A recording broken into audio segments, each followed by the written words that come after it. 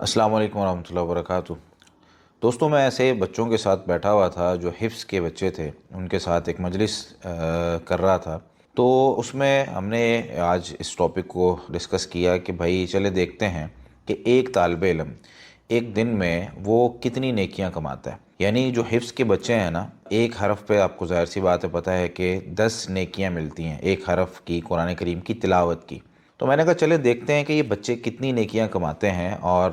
مجھے جب میں نے اس کو ضربیں تقسیمیں کر کے جب ہم نتیجے پہ پہنچے تو میں حیران ہو گیا اس بات پہ کہ بھائی یہ لوگ جو حفظ کر رہے ہیں نا، اور جو حفظ کروا رہے ہیں، چاہے اسکولوں میں ہیں چاہے مدرسے میں، یہ اللہ کے ولی ہیں۔ کیسے؟ ایک لائن میں اگر آپ 16 17 جو قرآن ہے اس کو آپ لے لیں اور ایک لائن میں آپ جو ہے نا حروف گننا شروع کر دیں، 35 40 45 یا کم و بیش جو ہے نا وہ یہاں آس پاس اتنے حروف ہوتے ہیں۔ اور 16 17 جو قرآن کریم ہے اس کا لائنیں 16 ہیں، تو ہر لائن کے حساب سے اگر آپ ان لفظوں کو جو ہے نا ڈیوائڈ کریں، اس کے بعد پھر 20 صفحے بنتے ہیں ایک سپارے کے جو 16 لائنوں والا ہے۔ جب یہ بچے ایک مرتبہ ایک قرآن یعنی ایک سپارہ یاد کرتے ہیں، ایک دفعہ ہی اس کو دہراتے ہیں یا صرف دہرائے بغیر ہی سنا دیتے ہیں، تو ان کا صرف ایک دفعہ پڑھنا کم و بیش اگر ہم اس کو غور کریں اور دیکھیں، اس کو گنیں، تو یہ بچے جو ہیں نا وہ 1.5 لاکھ تقریباً نیکیاں کماتے ہیں ایک سپارہ ایک دفعہ پڑھنے پر۔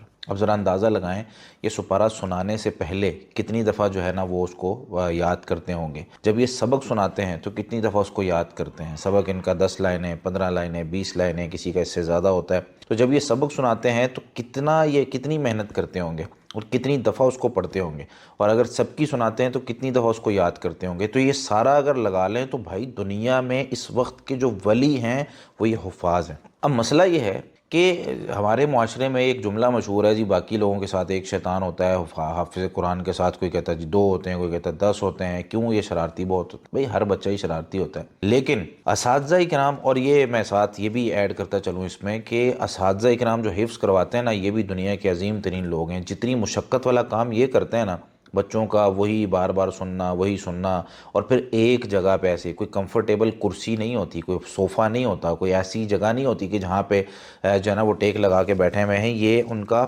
ایک نارمل زمین کے اوپر بیٹھ کے 8 8 گھنٹے 10 10 گھنٹے 12 12 گھنٹے بچوں کو پڑھانا، حفظ کروانا، یہ بڑی محنت اور مشقت والا کام ہے۔ تو وہ قرائے کرام بھی بڑے جو ہے نا وہ ہماری دعاؤں کے مستحق ہیں، ہماری جو ہے نا ہمیں ان کی عزت کرنی چاہیے، احترام کرنا چاہیے، لیکن یہ مظلوم طبقہ ہے ہمارے معاشرے میں، ان کے بارے میں سوچا نہیں جاتا۔ اب مسئلہ یہ ہے کہ یہ جو سوال میں نے اٹھایا ہے کہ بھئی کہا جاتا ہے کہ حافظ قرآن کے ساتھ جو ہے نا وہ یعنی شرارتی بہت زیادہ ہوتے ہیں، تو اس کی وجہ کیا ہے؟ اس کی وجہ یہ ہے کہ ہم صرف اپنے مدرسوں میں، اپنے اسکولوں میں بچوں کو حفظ یعنی قرآن کریم زبانی یاد کروانے کی ہی کوشش کرتے ہیں۔ زبانی یاد کروانا بہت بڑا اجر ہے۔ اب یہ میں نے نیکیوں کا تذکرہ کیا کہ ایک سپارہ پڑھنے پہ کم و بیش 1.5 لاکھ نیکیاں ایک بچہ کما رہا ہے، تو سوچیں جو بندہ مسجد بنا کے اس میں تعاون کر رہا تھا، جو بندہ جو ہے نا ان کی لائٹوں کا انتظام کر رہا تھا، جو بندہ جو ہے نا ان کو بیٹھ کے حفظ کروا رہا ہے، جو ان کے والدین ہیں، وہ سارے اس اجر کے اندر کتنا شریک ہو رہے ہیں۔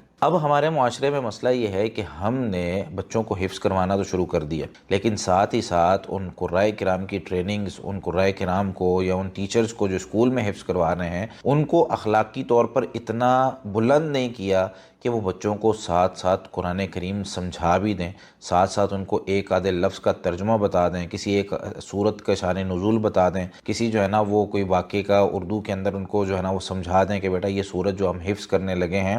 اس کے اندر یہ واقعہ سب سے جو ہے نا وہ بڑا ذکر ہوا ہے، آخرت کا اس میں جو ہے نا وہ واقعہ ذکر ہوا ہے، اور ساری چیزیں جو ہے وہ ہم اس میں ذکر کریں اور ان کو بتائیں کہ بیٹا یہ قرآن کریم جو ہم حفظ کر رہے ہیں، یہ سورت آیت حفظ کر رہے ہیں، اور اخلاقیات ان کو پڑھائی جائیں پریکٹیکلی طور پہ۔ ایک بچہ 2 سال 3 سال مدرسے کے اندر رہتا ہے، تو ہم جو ہے وہ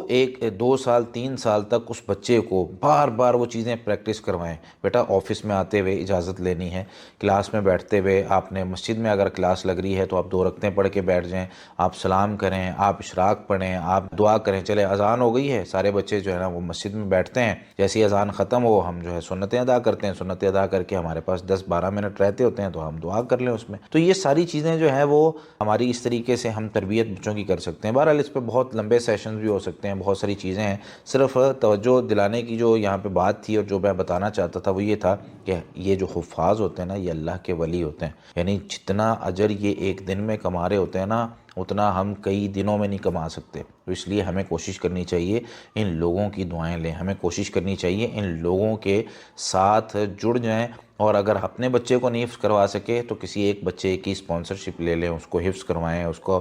قرآن کریم یاد کروائیں، کسی مسجد میں مدرسے میں حفظ کا سسٹم شروع کروا دیں، قاری صاحب کی تنخواہ کا انتظام کر دیں جو وہاں بیٹھ کے اتنی محنت کے ساتھ جو ہے نا وہ بچوں کو پڑھا رہے ہوتے ہیں. جزاکم اللہ خیرا.